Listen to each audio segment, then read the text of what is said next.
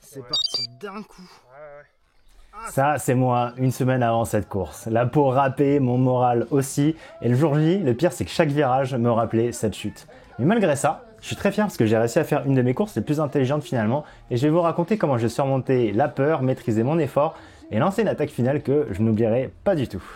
Bonjour à tous, c'est Augustin et j'espère que vous allez bien. On se retrouve aujourd'hui sur une cyclo-sportive qui s'appelle la Castres, édition 2024. Alors c'est la dernière vidéo de course de 2024 que vous verrez sur cette chaîne, je vous promets. Après, j'en ai fini des fonds de tiroir. Donc c'est une course que j'avais bien préparée, vu que j'en avais même fait la reconnaissance la semaine précédente, mais la chute lors de cette reco, elle a fait que le jour J, j'étais pas seulement face aux autres coureurs, mais j'étais aussi face à ma propre peur, à mes doutes et dans les descentes techniques. Vous allez voir, ça peut être assez compliqué à négocier par certains moments. Pour présenter le parcours, il fait 128 km, on est à côté de Castres, il s'appelle la Castres. On a 2000 mètres de dénivelé positif, on est en moyenne montagne vallonnée on va dire. Alors, comment analyser ce parcours? Le début il comporte des montées plutôt douces de l'ordre de 4 à 6%, donc il est vital de rester dans les roues à ce moment-là. On a un enchaînement ensuite qui est de bosses un petit peu plus raides et du coup qui vont se passer plus lentement. Pour débouler sur 50 km en faux plat descendant, c'est super long. Donc là, s'il y a un coureur qui se retrouve seul, c'est un homme mort. Voilà, il perdrait beaucoup de temps, beaucoup d'énergie.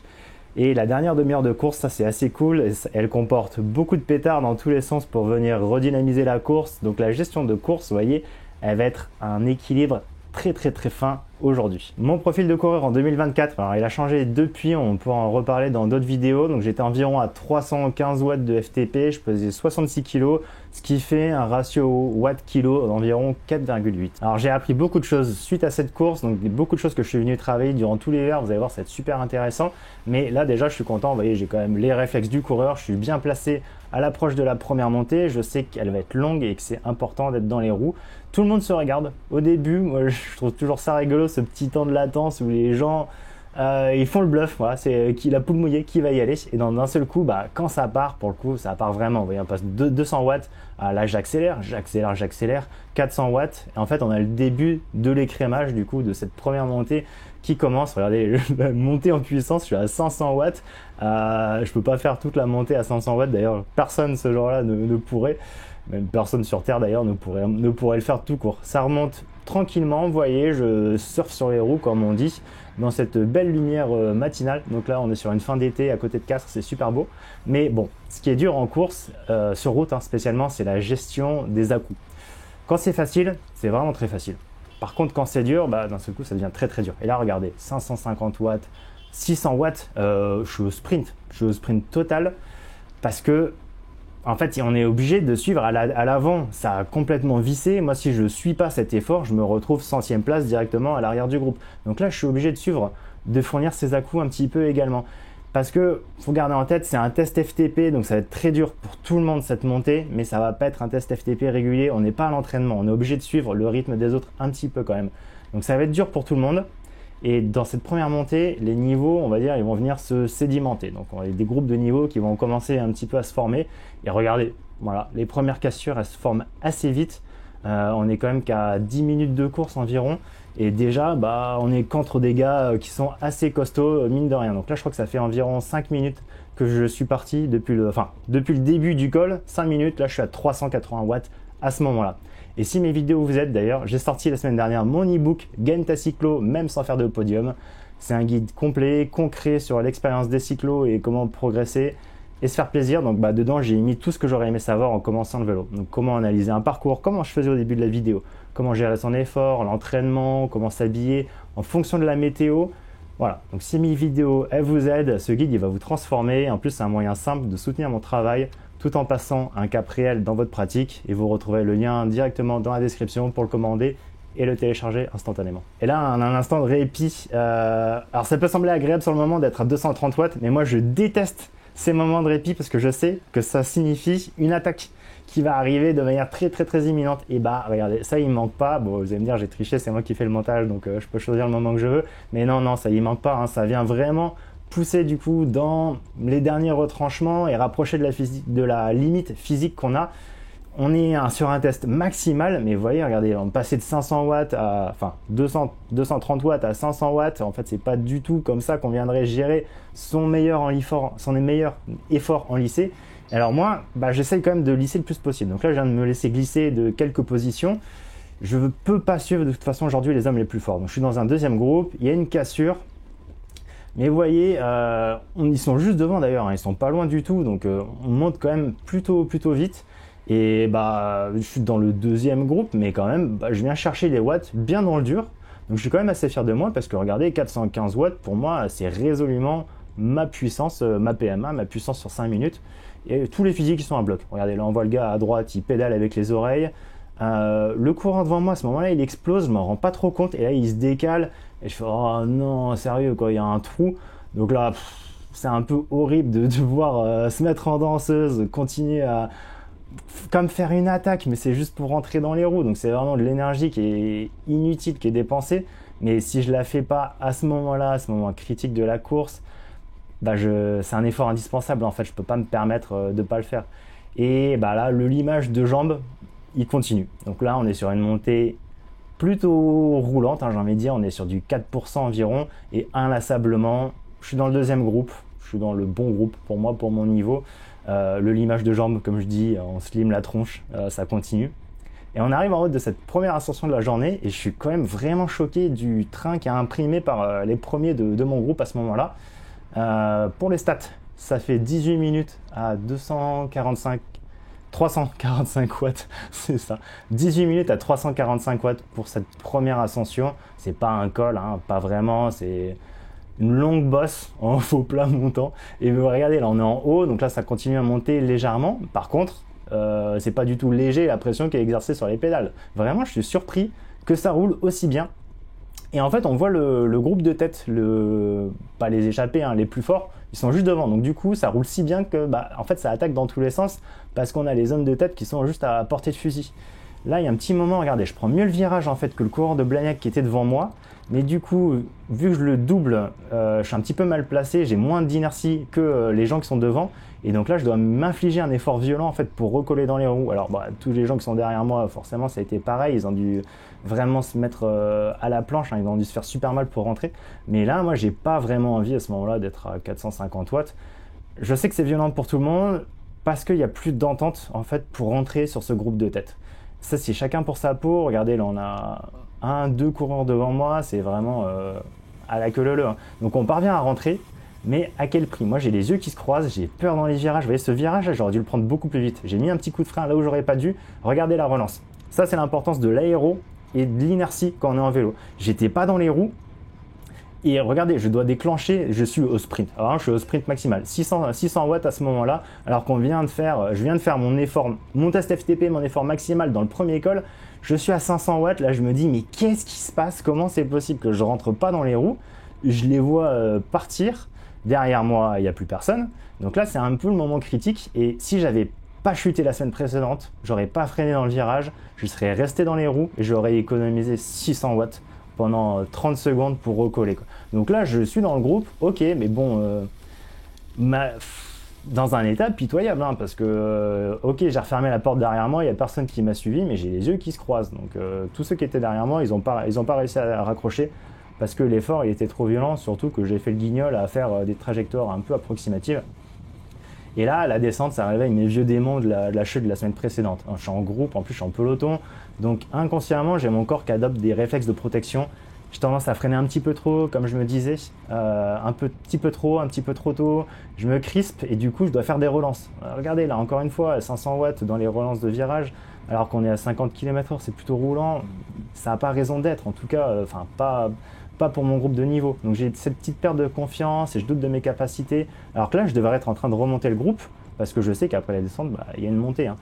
Et les feuilles mortes sur la route, pareil.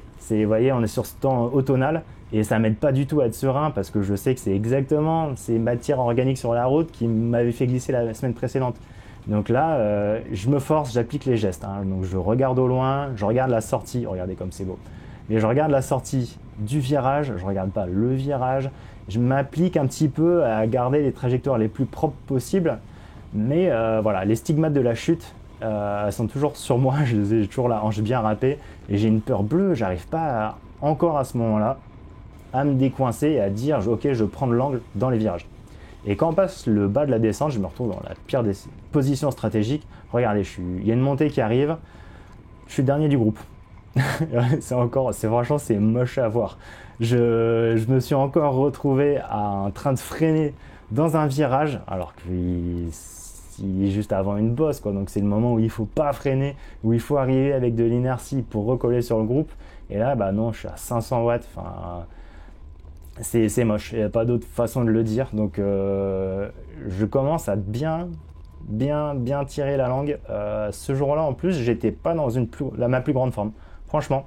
Et c'est le moment où je me rends compte, non, c'est pas mes pneus qui collent comme du caramel fondu à la route. C'est juste que j'ai plus de watts, hein. Je suis un peu comme un escargot asthmatique, on va dire. Donc bah voilà, je prends mon abonnement groupe Eto, j'arrête d'en faire trop, je laisse le groupe partir. C'est une décision un petit peu difficile à prendre, hein. Mais voilà, j'essaye de reprendre confiance en moi. Donc là, il y a une toute petite descente à un moment comme ça avant de remonter. Donc je me force à faire cette descente à fond. Voilà, le sol il est toujours glissant, j'ai toujours peur. C'est très beau par contre, vraiment l'atmosphère de cette course, de cet endroit, vraiment je vous recommande.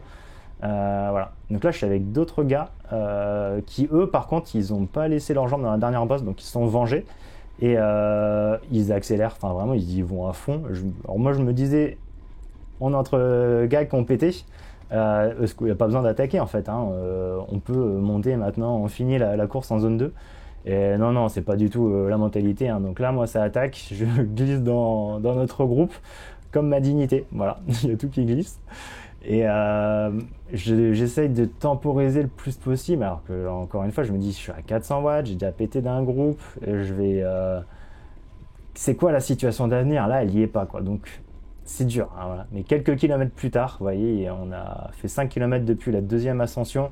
Je prends la décision. Dur, mais je me dis je vais rouler à mon rythme et pas plus que ça. Pas facile à prendre, hein. Je les regarde s'éloigner comme des cow-boys dans le soleil couchant, la truffe au vent. Ils ont bonne allure, hein, alors que moi pas du tout à ce moment-là, mais je me cale, voyez, entre zone 2, zone 3 pour récupérer un petit peu. Je me dis il y a un prochain groupe qui va arriver, je serai du coup à ce moment-là l'homme le plus frais, l'homme le plus fort de ce nouveau groupe.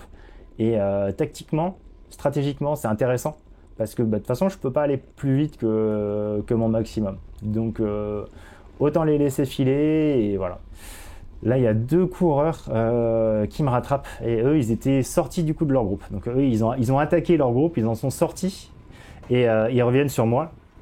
Et bah, du coup, c'est pas forcément le meilleur calcul. Parce que eux, ils ont une énorme motivation pour venir se faire mal. Moi, ça m'arrange pas. Parce que, comme je disais, j'ai essayé d'économiser un petit peu mes jambes. Et on va rouler pas mal de kilomètres ensemble. Là, on est juste tous les trois à l'avant comme ça, avant d'être pris par le groupe dont ils s'étaient extirpés. Mais dans les descentes, regardez, mais c'est n'importe quoi. Genre la trajectoire toujours plus large. Alors, qu'est-ce que je peux implémenter? À ce moment-là, je me dis, ok, Augustin, qu'est-ce que tu peux appliquer? Et je me dis, allez, sois fier de toi et tu es fier de toi parce que tu affrontes ta peur. Regardez, là c'est n'importe quoi. J'ai failli me mettre au tas juste parce que j'ai regardé là où il ne faut pas aller. J'ai regardé le bas-côté alors qu'il faut regarder la route. Il faut se focaliser sur la route.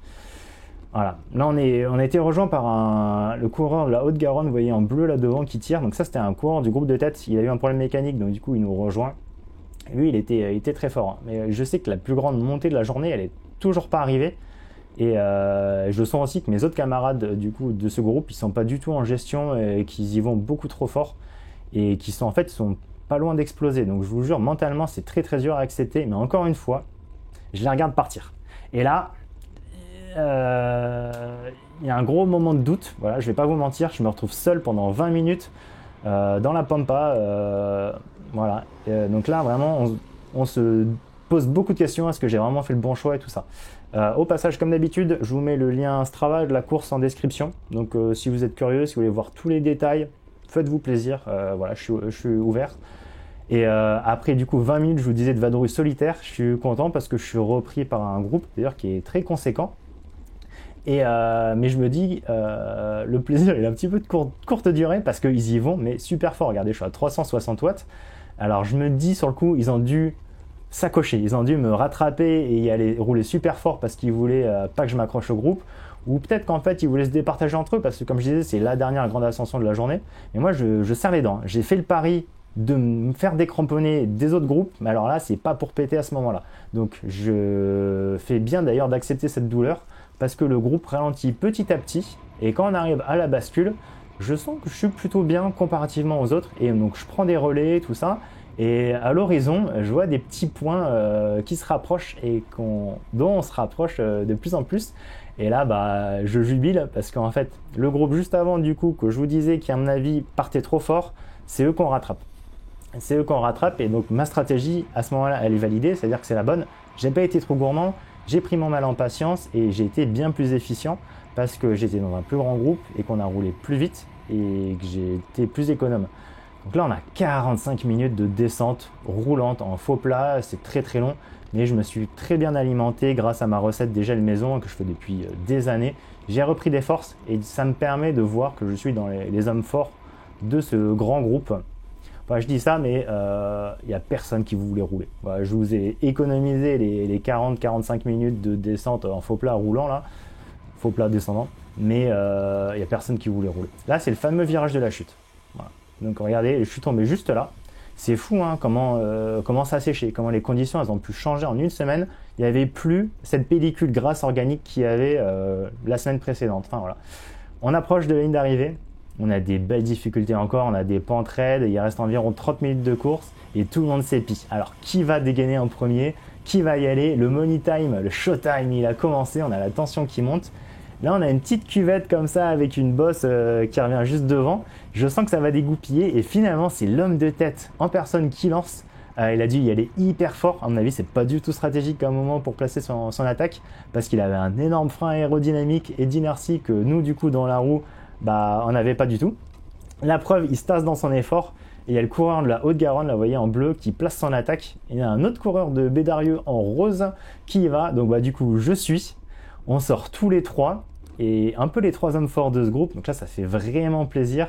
Je m'arrache, clairement je suis à l'arracher. Là il y a la photographe ou le photographe de course à droite. Je crois que j'ai tiré ma meilleure grimace pour cette photo. Ils sont partis assez fort les deux gars devant, mais j'arrive quand même à les suivre. Je recolle. Et là, je me rappelle très bien, je les recolle et je crie « Go, go, go les gars, on est trois !» Parce qu'en fait, dans ces moments-là, on est tous les trois, on a 5 secondes d'avance sur les autres, il ne faut pas hésiter une seconde. Donc je prends mon relais instantanément, j'y vais, je pédale et qu'est-ce que c'est bon quoi, d'être acteur de sa course. J'en ai salement bavé, j'en profite d'autant plus. C'est comme je dis dans mon livre, c'est gagner votre cyclo mais sans faire podium parce que réussir ses objectifs, c'est personnel et ça, personne ne peut vous l'enlever quoi. Trop bon. Là, il y a ce coureur Haute-Garonne, vous voyez, je vais en parler un petit peu. Il est plus fort que notre groupe car il avait eu un problème mécanique. Il décide d'accélérer. Je ne suis pas à une place près à ce moment-là, donc je décide de le laisser partir. Et je me dis, c'est le thème de la journée, fais une bonne gestion d'effort, Augustin. Les autres coureurs forts du groupe, ils reviennent. Et là, on monte au train, enfin, le train qui nous reste à ce moment-là. Et regardez, vous voyez, des fois, ça sert un petit peu à rien d'idéaliser les autres coureurs parce qu'avec une meilleure gestion que lui, on rentre là sur ce coureur Haute-Garonne en bleu et on peut continuer ensemble en groupe. On a des petites parties un petit peu sinueuses, techniques. Je vous ai dit, ce finish de course, il est dynamique au possible.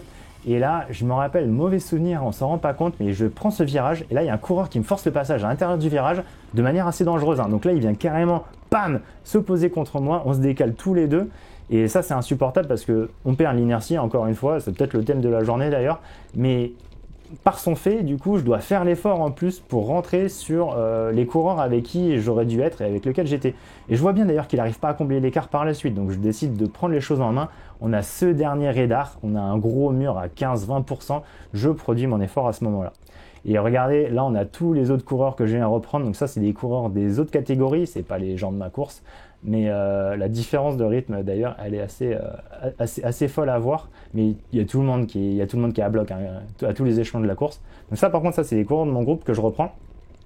Et trop bon de ne pas subir la course, j'ai peut-être pété mais vous voyez je suis quand même vraiment acteur et j'avais gardé la bonne gestion, la bonne stratégie. Je fais la bascule de ce petit mur avec un autre coureur.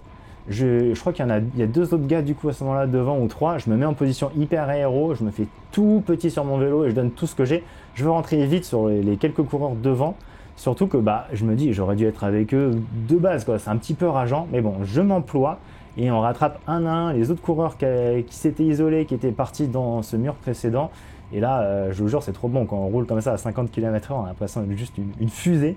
On reprend ce coureur, j'essaye d'accélérer au moment où on le reprend, je sacoche comme on dit, et parce que je veux pas qu'il s'accroche, je veux être seul ou juste avec l'autre coureur, pas en poids mort, hein, mais j'ai retrouvé mes jambes, j'ai retrouvé ma tête, je suis dans un état de flow, j'en profite, c'est incroyable, c'est le moment où je produis mon effort. Et j'en fais beaucoup d'ailleurs, et parce que les 2 autres, finalement, l'autre il a réussi à s'accrocher à ma roue, donc les 2 autres dans ma roue, ils veulent pas vraiment collaborer. Donc, on arrive étonnamment à reprendre le coureur de la Haute-Garonne qui s'était isolé, encore une fois. Je pense qu'il a un bon jump, donc pour l'arrivée, c'est peut-être la personne dont il faut se méfier. Mais il y a un seul autre coureur qui nous rentre par l'arrière, et à 2 km de l'arrivée, vous voyez, on est dans le finish, hein, on est un groupe de 5 coureurs, il me semble. Et là, la fatigue, elle est maximale. Regardez, ça pédale carré, comme on dit, ça pédale avec les oreilles. Donc là, tous les loustiques, ils sont à fond. Et on arrive à la flamme rouge. Donc ce petit groupe, moi, je veux pas mettre un coup de pédale en trop. Là, c'est le moment où il faut être futé. Il faut être futé, il faut se dire comment est-ce que je peux faire pour maximiser mes chances. Donc là, je prends la tête du petit groupe pour imposer un faux rythme, hein. C'est juste ça, c'est juste pour être bien placé et pour pas être enfermé. Et alors que je dis ça, regardez cette erreur tactique monumentale. Est-ce que vous la détectez là? Qu'est-ce que je fais de mal? Je suis resté du côté intérieur du virage, le côté droit là en l'occurrence, et je me fais enfermer.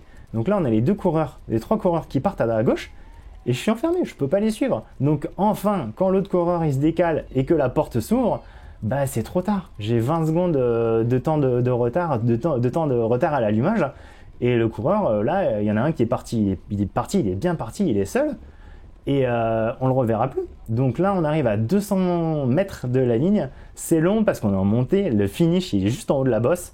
Et je décide quand même de produire mon effort. Il y a un autre coureur qui vient me challenger et d'ailleurs qui me dépose. Je donne tout ce que j'ai. À ce moment-là, vraiment 550 watts. Vraiment, c'est le max que je peux arriver à sortir, mais vraiment je suis super content parce que je finis 26e au général. Derrière il y a 15 places en 1 minute, tout le groupe. J'ai super bien fait d'attaquer pour les déposer, pour venir faire ma course et pour gérer mon effort. Donc ça, c'était ultra satisfaisant. Ma gestion de l'effort, elle a été bien.